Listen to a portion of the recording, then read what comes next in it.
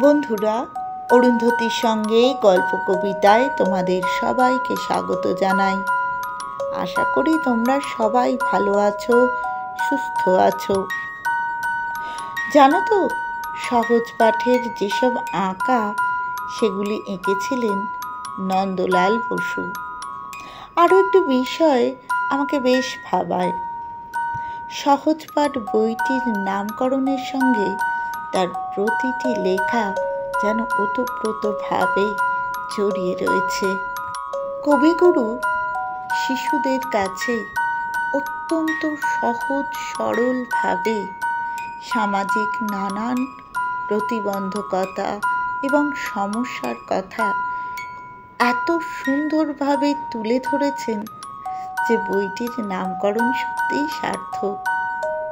যদিও এই বইটির সঙ্গে সবাই আমরা সব বয়সের মানুষরা আজও ওতপ্রোতভাবে জড়িয়ে রয়েছি। তাহলে আর কথা না বাড়িয়ে আজকের পাঠে যাওয়া যাক। তাহলে শুরু করা যাক। আজকের পাঠ সহজ পাঠের দ্বিতীয় ভাগের ত্রয়োদশ পাঠ। উদ্ধব মণ্ডল জাতিতে সদ্গোপ। তার অত্যন্ত দরিদ্র অবস্থা। ভূসম্পত্তি যা কিছু ছিল ঋণের দায়ে বিক্রয় হয়ে গেছে। এখন মজুরি করে কায়ক্লেশে তার দিনপাত হয়। এদিকে তার কন্যা নিস্তারিণীর বিবাহ। বরের নাম বটকৃষ্ণ। তার অবস্থা মন্দ নয়। ক্ষেতের উৎপন্ন শস্য দিয়ে সহজেই সংসার নির্বাহ হয়। বাড়িতে পূজা অর্চনা ক্রিয়াকর্মও আছে। আগামীকাল 19শে জ্যৈষ্ঠ বিবাহের দিন। বরযাত্রীর দল আসবে। তার জন্যে আহার আদির উদ্যোগ করা চাই। পাড়ার লোকে কিছু কিছু সাহায্য করেছে। অভাব তবু যথেষ্ট। পাড়ার প্রান্তে একটি বুড়ো পুষ্করিণী। তার নাম পদ্মপুকুর। বর্তমান ভূস্বামী দুর্লভবাবুর পূর্বপুরুষদের আমলে এই পুষ্করিণী সর্বসাধারণে ব্যবহার করতে পেত। এমনকি গ্রামের গৃহস্থ বাড়ির কোনো অনুষ্ঠান উপলক্ষে প্রয়োজন উপস্থিত হলে মাছ ধরে নেবার বাধা ছিল না। কিন্তু সম্প্রতি দুর্লভবাবু প্রজাদের সেই অধিকার বন্ধ করে দিয়েছেন। অল্প কিছুদিন আগে খাজনা দিয়ে বৃন্দাবন জেলে তাঁর কাছ থেকে এই পুকুরে মাছ ধরবার সত্ত্ব পেয়েছে। উদ্ধব এই সংবাদ ঠিকমতো জানত না। তাই সেদিন রাত্রি থাকতে উঠে পদ্মপুকুর থেকে একটা বড় দেখে রুই মাছ ধরে বাড়ি আনবার উপক্রম করছে। এমন সময় বিঘ্ন ঘটল। সেদিন দুর্লভবাবুর ছোট কন্যার অন্নপ্রাশন। খুব সমারোহ করে লোক খাওয়ানো হবে।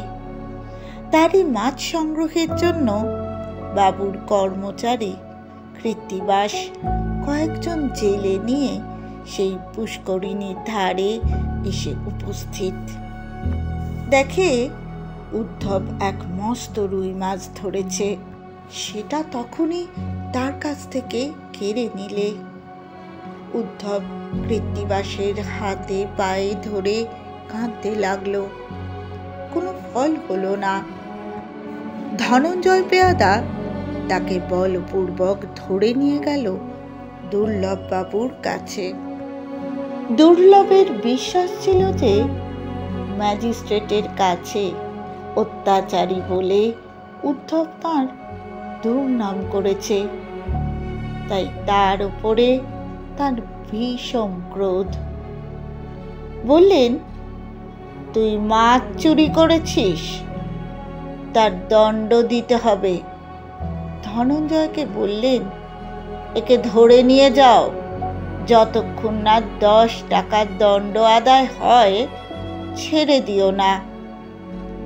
উদ্ধব হাত জোর করে বললে, আমার 10 পয়সাও নেই। কাল কন্যার বিবাহ, কাজ শেষ হয়ে যাক, তারপরে আমাকে শাস্তি দেবেন। দুর্লভবাবু তার কাতর বাক্যে কর্ণপাত করলেন না। ধনঞ্জয় উদ্ধবকে সকল লোকের সম্মুখে অপমান করে ধরে নিয়ে গেল। দুর্লভের পিসি কাত্যায়নী ঠাকরুন সেদিন অন্নপ্রাশনের নিমন্ত্রণে অন্তঃপুরে উপস্থিত ছিলেন। উদ্ধবের স্ত্রী মুখ্যদা তাঁর কাছে কেঁদে এসে পড়ল। কাত্যায়নী দুর্লভকে ডেকে বললেন, বাবা, নিষ্ঠুর হয়েও না। উদ্ধবের কন্যার বিবাহে যদি অন্যায় করো, তবে তোমার কন্যার অন্নপ্রাশনে অকল্যাণ হবে। উদ্ধবকে মুক্তি দাও। দুর্লভ পিসির অনুরোধ উপেক্ষা করে চলে গেলেন। কৃত্তিবাসকে ডেকে কাত্যায়নী বললেন, উদ্ধবের দণ্ডের এই 10 টাকা দিলাম, এখনই তাকে ছেড়ে দাও। উদ্ধব ছাড়া পেলে, কিন্তু অপমানে লজ্জায় তার 2 চক্ষু দিয়ে জল পড়তে লাগল। পরদিন গোধূলি লগ্নে নিস্তারিণীর বিবাহ। বেলা যখন 4টে, তখন 5 জন বাহক উদ্ধবের কুটির প্রাঙ্গণে এসে উপস্থিত। কেউ বা এনেছে ঝুড়িতে মাছ, কেউ বা এনেছে হাঁড়িতে দই, কারো হাতে থালায় ভরা সন্দেশ। একজন এনেছে একখানি লাল চেলির শাড়ি। পাড়ার লোকের আশ্চর্য লাগলো। জিজ্ঞাসা করলে, কে পাঠালেন? বাহকেরা তার কোনো উত্তর না করে চলে গেল। তার কিছুক্ষণ পরে কুটিরের সম্মুখে এক পালকি এসে দাঁড়ালো। তার মধ্যে থেকে নেমে এলেন কাত্যায়নী ঠাকরুন। উদ্ধব এত সৌভাগ্য স্বপ্নেও কল্পনা করতে পারত না। কাত্যায়নী বললেন, দুর্লভ কাল তোমাকে অপমান করেছে, সে কথা তুমি মনে রেখো না। আমি তোমার কন্যাকে আশীর্বাদ করে যাব, তাকে ডেকে দাও। কাত্যায়নী নিস্তারিণীকে এক কাছে সোনার হার পরিয়ে দিলেন, আর তার হাতে 100 টাকার একখানি নোট দিয়ে বললেন, এই তোমার যৌতুক।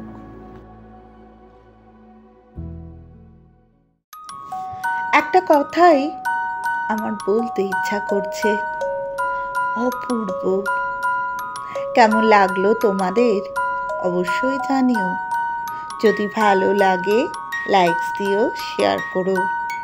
আর যারা এখনো আমার চ্যানেলটি সাবস্ক্রাইব করোনি, তাদের উদ্দেশ্যে আমার বিনীত অনুরোধ, দয়া করে আমার চ্যানেলটি সাবস্ক্রাইব করো, আর পাশে থাকা বেল আইকনটি অবশ্যই প্রেস করে দিও, যাতে নতুন ভিডিও দেওয়া মাত্রই তোমাদের কাছে ঝটপট চলে যায়।